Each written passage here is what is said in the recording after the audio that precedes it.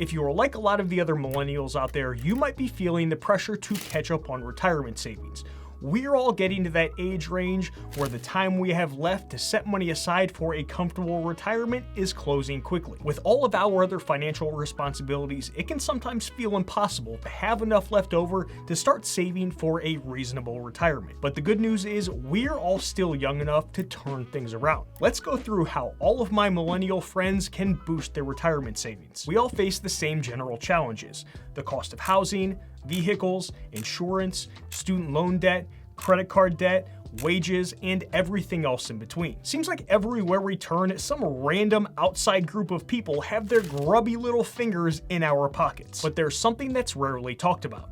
These sorts of concerns are not unique to us millennials. In fact, this seems to be a vicious cycle of the same challenges that plague just about every generation. Time magazine typically features cover stories on various generations when they reach our age, which offers a glimpse into what's happening in their lives at that point in time. So I pulled a few quotes that I think are going to surprise you. Let's start with Gen X from 1990 when Time did a cover story on them. Gen X recognizes that the American dream is much tougher to achieve after years of housing price inflation and stagnant wages. 65% of those surveyed agree it will be harder for their group to live as comfortably as previous generations. 69% believe they will have more difficulty buying a house, and 52% say they will have less leisure time than their predecessors. When asked to describe their generation, 53% said the group is worried about the future. The American dream is tougher to achieve, rising housing costs, high inflation,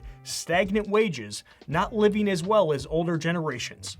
Anything sound familiar? Let's go back one more generation to look at the sentiment around boomers from a 1984 edition of Time magazine to see if anything sticks out. But the baby boomers' great expectations have been diminished by a series of rude social and economic shocks, from the Vietnam War to double-digit inflation. Many bravely refuse to admit it. Yet the fact is that many baby boomers do not live as well as their parents and may never. Between 1973 and 83, the median real income of a typical young family fell by 11.5%.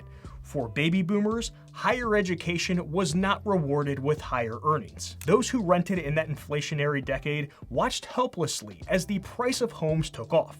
People born late in the generation found that home prices were out of sight even before they entered the housing market. The American dream of homeownership was becoming an illusion. By 1983, more than 65% of all first-time homebuyers needed 2 incomes to make payments on their mortgages. By 1983, 30-year-old homeowners spent 44% of their earnings on homeownership. One baby boomer said, "I see a lot of people using their credit cards and getting into debt. People want a home, 2 cars, and all the new technologies like VCRs, but it's hard to afford it all." Gen Z enters the chat wondering what in the heck is a VCR? Us millennials are probably the last generation to know what it's like having to sit there for God knows how long waiting for our VCR to rewind The Sandlot so we can watch it for the 50th time. The American dream is becoming an illusion.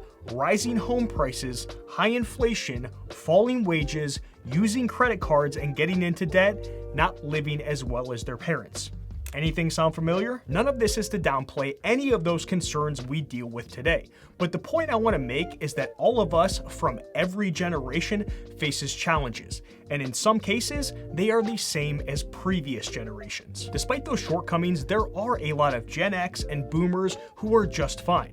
They own homes, earn more money, have little debt, and do in fact live as well, if not better than their parents. All it takes is a few pieces of your personal info getting into the wrong hands, and the next thing you know, identity thieves have control over your financial accounts. These thieves have your personal information because data brokers are out there selling it to the highest bidder without your consent, which is actually pretty creepy. Today's sponsor, Incogni, can help you solve this problem quickly with little effort on your end. They reach out to these data brokers on your behalf and demand that they stop selling your personal information. Incogni will even keep you updated on the progress of how many data removal requests that they've sent and how many have been completed. Using Incogni is like having a personal privacy advocate working tirelessly for you.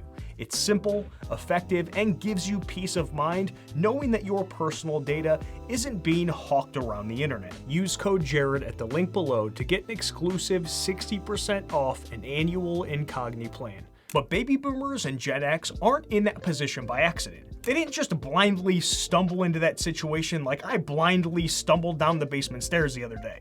It's because they were intentional with the things they did with their money. No one wakes up the day they retire and thinks to themselves, oh my goodness gracious, shucks.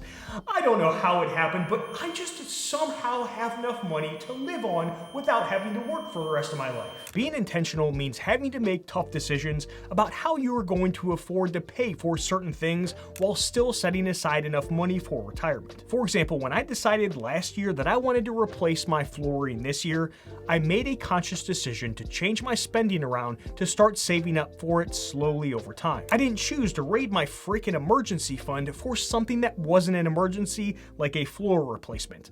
I also didn't reduce my retirement savings to speed up the process, because I'm an adult and not a 7-year-old who thinks that they should get everything they want when they want. And that's what being intentional is all about, making thoughtful, disciplined choices that keep you on track towards your long-term goal of saving for retirement, even when it requires patience and sacrifice. Help support my little dog Molly as well as this channel by hitting that like button. A way to help be more intentional and catch up on saving for retirement is by acting like a professional. This is a concept I came across about 10 years ago when I read a book called Turning Pro by Steven Pressfield. Turning Pro is all about making a deliberate decision to fully commit to something important in your life. It's the moment you stop treating something like a hobby or a side project and start taking it seriously, like a professional would. What I really like about this concept is that you can apply it to pretty much any area of your life. J.K. Rowling, who wrote the Harry Potter series, is a great example of this.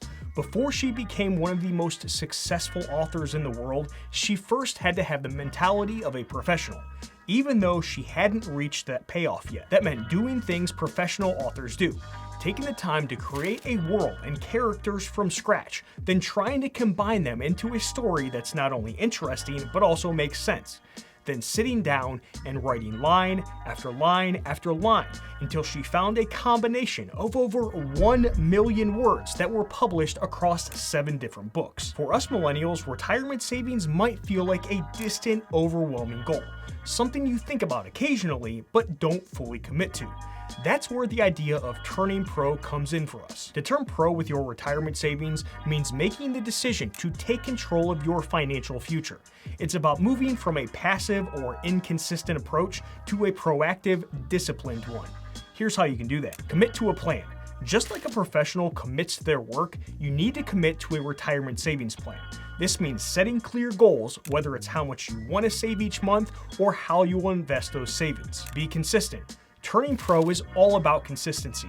Set up automatic contributions to your retirement accounts so that savings becomes a regular habit and not something that you do or remember when you feel like it. Educate yourself. Pros don't just rely on luck. They educate themselves and constantly work on improving. Take the time to learn about different retirement savings options, investment strategies, and the power of compound interest. The more you know, the better decisions you'll make. Stay committed through setbacks. Just like J.K. Rowling faced rejection after rejection, you will face financial setbacks along the way because we all do. The key to turning pro is knowing how to leave those setbacks behind you and get back on the path. If you have a rough month or unexpected expense, don't let that derail your plan. Adjust and keep moving forward because that's what professionals do. Turning pro means having a long-term vision.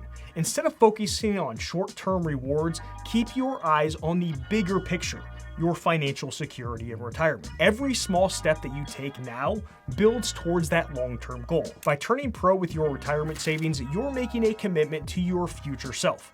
You're choosing to take control, stay disciplined, and build the financial foundation that will support you and your loved ones for many years. It's not just about saving money. It's about taking your financial life seriously and making sure you're prepared for whatever comes next. If you're a millennial and want to know how much you need to invest every month to reach a certain target amount, then I created a free spreadsheet for you to figure that out. Here's the spreadsheet. You can get a free copy of it down in the description below. This column right here, we have the year the millennial was born and their current age. This is based on the current year, which you can update manually. and you've got how many years until retirement. This changes based on the retirement age that you choose here. So I've got 67 because that's full retirement age. Some of you are like, oh, I'm gonna retire at 65, or I'm a fire person, so I'm gonna retire at 50. Fine, change it there. I don't care. I'm just putting 67 in here for now. Then you've got your average annual return for what you think your investment returns will be, your current balance in your retirement accounts, and then the target balance that you want at the point you retire. So it could be $1 million, $2 million, $500,000, whatever. So let's go through a quick example. So let's say somebody wants to retire at 67, or all of these people do. Let's pick someone specific. Let's say this 35-year-old right here. So 67. Let's say their current balance in all of their retirement accounts equals $75,000. And let's say that they want a target retirement number to be $1 million.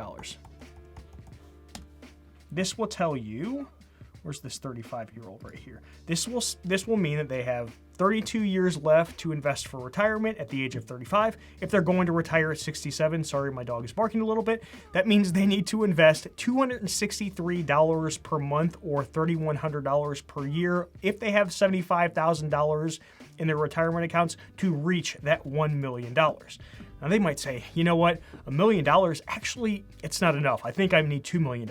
Fine, change it here to, is it 2 million? Make sure it's not 2 billion. Okay, so that same 35-year-old, if they want it to be $2 million, they actually have to set aside a little over $1,000 per month. And you can see this will change for whatever millennial you are, whatever your age is over here. So find your age, change your numbers, or if he's like, hey, I should go back to this. If he says, hey, I can't afford $1,000 per month. Okay, well, what would it look like if you instead chose to retire at 70? Change that. It goes from a little over $1,000 per month for that individual to $717 per month. So you can kind of play with these numbers, play with the year that you retire, play with the average annual return, because some of you are like, oh, 7% per year? That's too low, man. I'm going to get 10%, 15%, 30% because I'm a dividend investor. Or some of you might think, oh, I'm only going to get 4%. I'm only going to get 2%. I don't care. Change it to whatever you want. That's the whole point of this. But I will have a link down below in the description to get this for free. Once again, hit that like button before you go. I'll see you in the next one, friends. Done.